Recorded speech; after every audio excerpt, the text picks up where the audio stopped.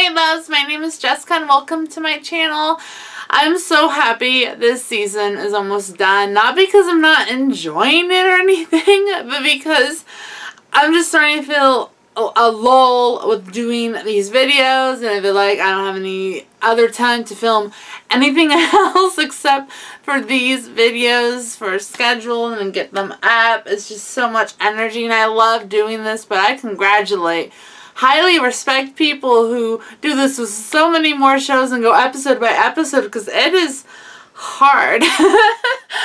I'm just gonna jump right on into this review. It's going to be a little bit of a different setup than my other ones. I don't have too many standout scenes or thoughts from this episode. So what I'm going to do is kind of say everything that happens in this episode, beat by beat, scene by scene pretty much, and give my thoughts and opinions then and there. So this is going to be a longer video, so grab a snack or something and let's jump right on into episode 8, Winter of Our Discontent. I'm probably going to be looking down here a lot because I'm reading, so I'm sorry.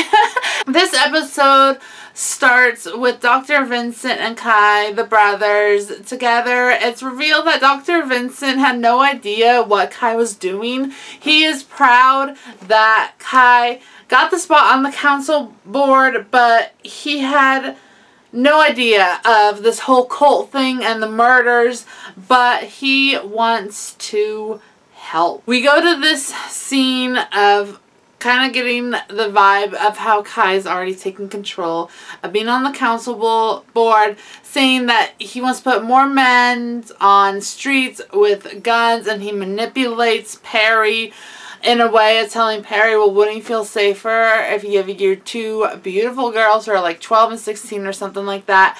And you just get this whole vibe from this scene that there's definitely like neo-Nazi vibes going on basically, and that scene just shows how Kai is still manipulating people and feeding off of their fears to get how they want, or what he wants. Beverly, Ivy, and Winter, and Beverly basically just wants to go after Kai. If you cut off the head of the snake, the army will fall, and we get into this whole weird flashback sequence of why Winter is standing behind Kai, and it's basically Kai didn't used to act like this, although I still think he was kind of weird in a sense. There's still something always off about him. Winter and Kai basically went on the dark interwebs and trolled people, and they meet this guy who talks about the Judgment House, and they think it's a haunted house, so they're just gonna go, and you have all this weird shit happening, and Winter wants to leave. Kai wants to talk to the preacher who brought them there, but actually what he ends up doing is he wants to save all of these people that are being condemned for sins that they never committed. He tells Winter to try and find a way out, and we're gonna go free the people. So they free the people, and then Kai kills the preacher guy, and it was kind of a cool shot with, I'm so morbid in a way, with the blood going on Kai's face and then having that transition into him rising up from the sink and his hair is blue. And Winter says that that moment when they thought it was a haunted house, but it was just a horror situation, changed Kai and awoke something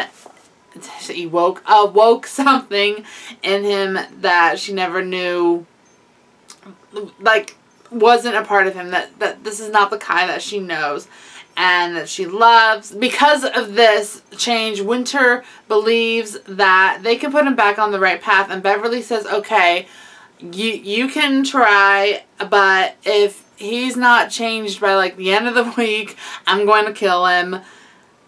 Yeah, I mean, I think you should give him time for more people, like more time for people to change, Bev, than just a week, but whatever. One thing that I actually did like, and then it took a really weird turn, was with Kai and Winter doing pinky to pinky. Kai knows that they killed Harrison, and he's happy about that. One thing about this episode is that I feel like okay, they didn't mention BB at all. BB's not in this episode, and I don't know how he finds out. Like, how Kai finds out that it was them. I mean, we know because he set it up, but, like, I don't know how Ivy and Winter and Beverly, like, know that they killed him. Like, maybe they told him that they killed Harrison. I don't know. So that was kind of a plot hole for me. Okay, we have this weird thing of, like, Kai telling Winter what her place is going to be in the whole big picture, and we get to the fact that this needs to carry on from generation to generation. It's going to start with our baby. And so we're like, okay, now we're talking about incest here, and Winter's like freaked out about this, and then it gets even weirder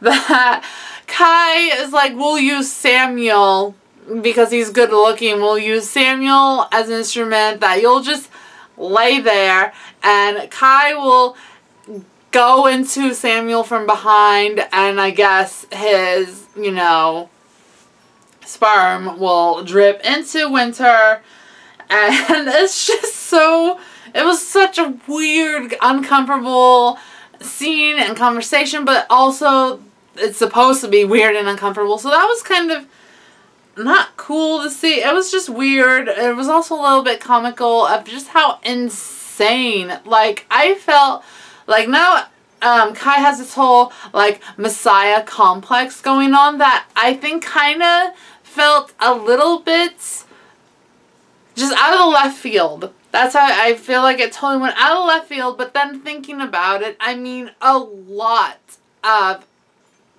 psychopaths, for lack of a better term, have this Messiah complex. I believe Charles Manson, like, believed he was Jesus, and so they're always trying to find a way to link it back to the Bible or something to kind of justify it in a way, if that makes any sense. So at first it felt like this whole Messiah complex Kai is like having felt out of left field, but then again it doesn't, because I'm sure if we, like, do research and look on famous psychopaths, that there is a lot of ego going on there. Then we go to Vince and Allie, and everything just kind of comes off that Vince wants to help Allie. Vince had no idea that this was going on. We get kind of the answers that Allie's like, oh my god, this is how Kai knew because you're his brother, and Winter, they find out, or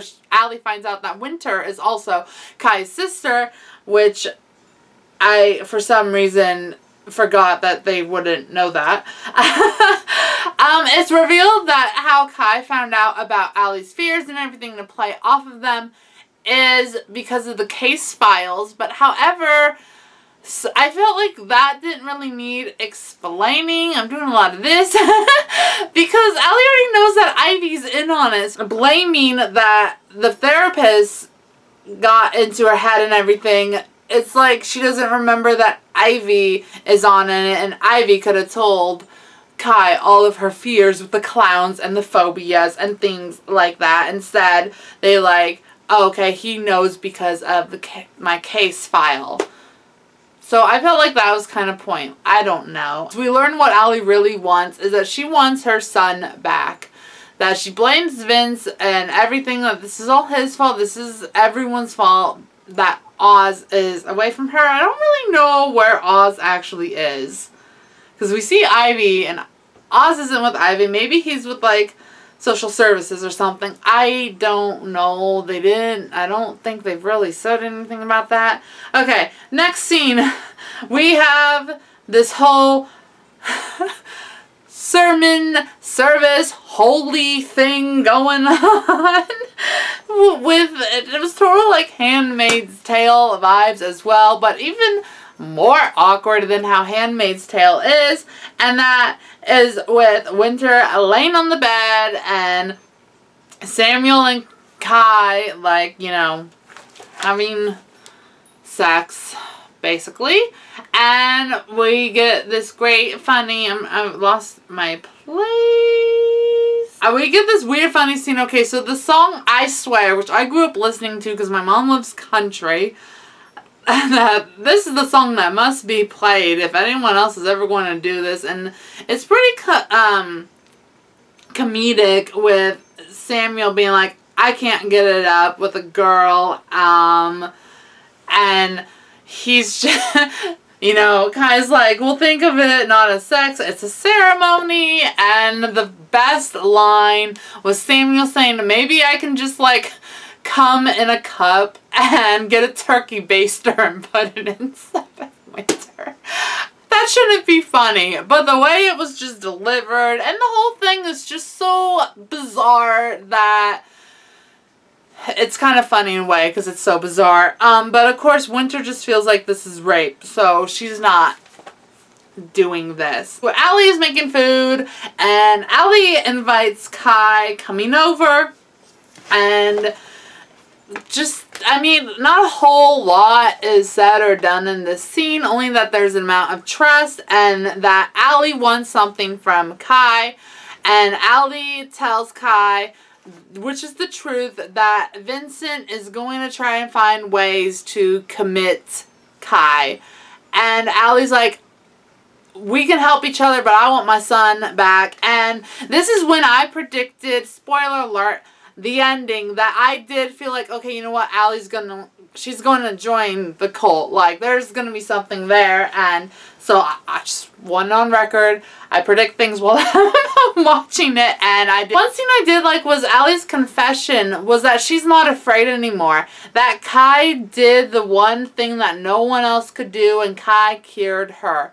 Sure, in a warped way. And I feel like that is also probably why Allie's not afraid of Kai anymore, and that she somewhat respects, I guess, what he's doing, even though it's crazy. I mean, she'll probably say anything right now anyways to get Oz back. The next thing we have is Winter in a dunce cap picking up garbage, basically doing community service, because this is what Kai makes her do, because basically she felt like she was getting raped and she didn't go on with the ceremony or anything like that. So Samuel comes by and we get to see how Samuel met Kai. He obviously was a cop, and Kai is giving out prescriptions under his brother Vince's name, and he busts him for that, I guess, kind of, and then it gets very sexual pretty fast.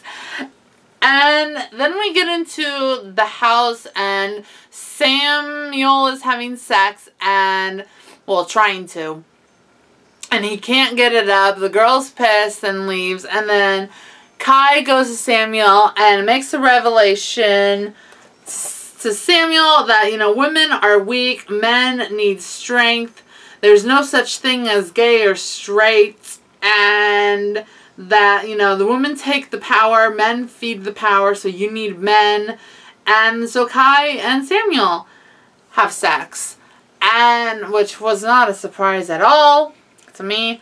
And then we go back to Samuel and Winter, and Samuel's like, you know, we're going to do this thing. I can get it up. I know how to get it up.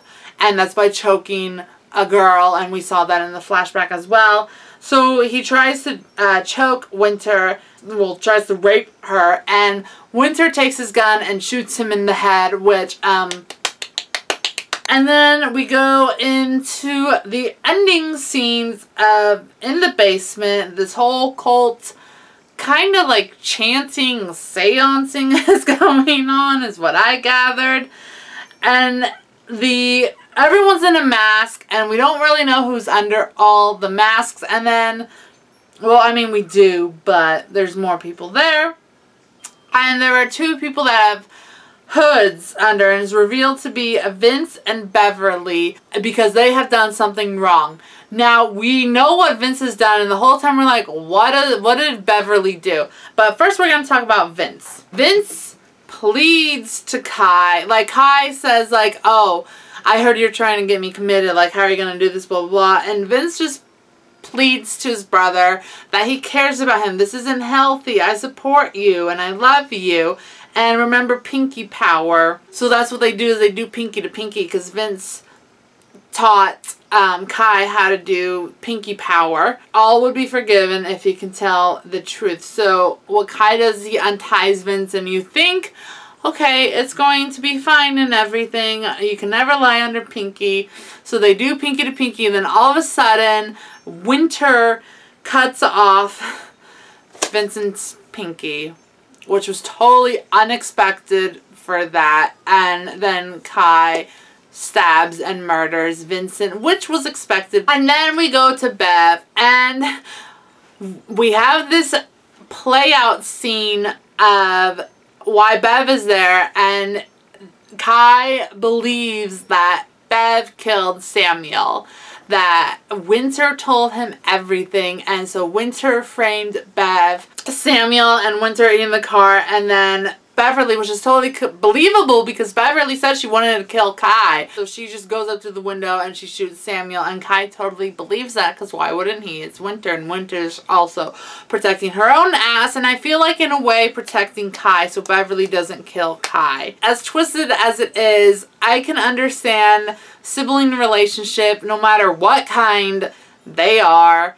Just of that love that they have for each other, no matter how warped it is. Instead of killing Beverly, of course they're not going to kill Beverly. Kai believes death is too good.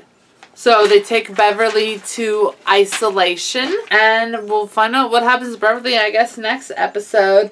But yeah, because it's just kind of like Beverly has had it with Kai. So even though she's being accused of murdering Samuel, like she does, I don't think she denies she kills Samuel. Instead, she just says, like, Kai's promises mean shit because she's not getting what Kai has promised her, and that nothing is bigger than Kai's ego, which that is totally true. But, I mean, just the whole scum and Valerie Salonis and BB has gotten into Beverly's head, which is totally understandable. Was the second, nail into my theory that Allie was going to join the cult, because one by one they all take off their masks, and of course we see Beverly sees someone else is already wearing Beverly's mask, and they go one by one, take off their mask, and Allie pulls off the mask that Beverly used to wear, and Allie is in the cult now, and Ivy's like, oh my god. And we're like, okay, I knew that, but I'm interested in this. Although I feel like Allie has totally her own plans, of course, going on because her main priority is getting Oz back. And that was the whole episode. My God, that was so much. Yeah, overall, I did like this episode. As you just heard, so much was going on. I'm so sorry if that was boring. I didn't have too many standout scenes except for how Sam's death played out and the whole cult-like ending in the basement and the reveal that Allie's now part of the cult. A lot happened, but I didn't feel excited, or not any specific scene really grabbed me like in the past it has. Going on my theories, I already said that, like, already figured Allie is going to end up being in the cult, and Allie is going to do anything and everything she can just to get Oz.